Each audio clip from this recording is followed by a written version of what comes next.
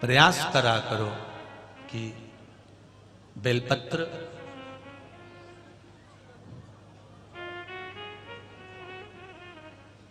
जो ये बेलपत्र होती है, इस बेलपत्र की जो ये डंडी होती है,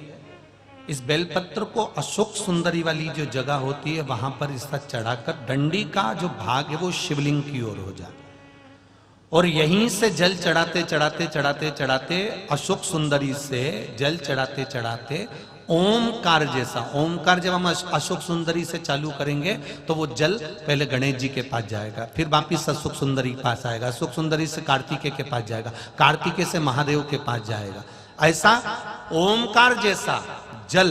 जब तुम्हें लगे कि बीमारी बहुत घेर रखी है और बहुत बीमारी ने घेर लिया, कोई किडनी, कोई लीवर, कोई बहुत शरीर में कष्ट, कोई रोग बीमारी, या कहीं तुमको ऐसा लग रहा है कि मेरा गर्भ 20 साल हो गए, 22 साल हो गए, संतान नहीं, तब भी इस प्रयोग को जरूर करिएगा। डंडी का मुख शिवलिंग की ओर,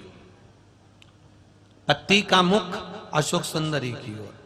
जल चढ़ाते समय अशोक सुंदरी से धार चालू कर कर गणेश जी पर, गणेश जी मालूम है ना सबको कहां गणेश जी होते हैं, कहां कार्तिकेय होते हैं, एक बार समझ लो उसको भी अच्छे से।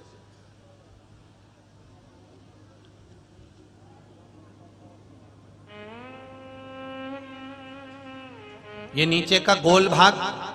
ये जल जाने का स्थान, ये शिवलिंग,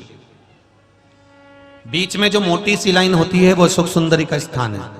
शंकर जी के राइट में जहां से पानी नीचे गिरता है उसके कोने पर गणेश जी का स्थान, इधर कार्तिकेय का स्थान, ये शिवलिंग, ये जो गोल भाग है ये माता पार्वती जी का हस्त कमल है। ऊपर से जो बूंद बूंद जल कलश में से गिरता है वो शंकर भगवान की 5 लड़कियां, जया, विषहरा, शामरीवारी, दौतली और देव, ये शिव जी की 5 लड़कियां ऊपर से जल की बूंद गिराती हैं। हम जब भी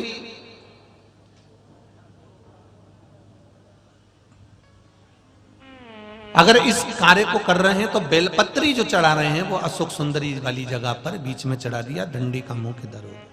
जल चढ़ाना यहीं से चालू करा, यहां से गणेश जी पर गया, गणेश जी से अशोक सुंदरी पर आया, अशोक सुंदरी से कार्तिकेय पर आया, कार्तिकेय से देवादिदेव महादेव पर आया। ये ओम बिंदु जल है,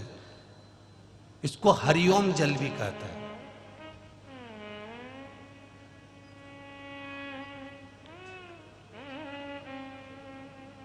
उज्जैन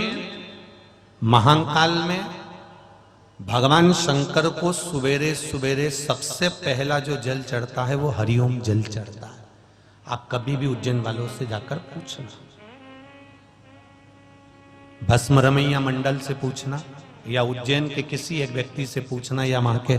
पंडा जी से पूछना कि हरिओम जल कब चढ़ता है, तो वो कहेंगे सबसे पहला जल सुबह का हरिओम जल चढ़ता है। इसको हरिओम जल भी कहते हैं। ये रोग निवारण के लिए, कार्य सिद्धि के लिए होता है। कभी कभी आप किसी कंपटीशन एग्जाम में बैठ रहे हैं, किसी परीक्षा को देने के लिए जा रहे हैं, तब भी हरिओम जल का प्रयोग कर सकते हैं। उस जल की एक बहुत सुंदर पत्र यहां आया है,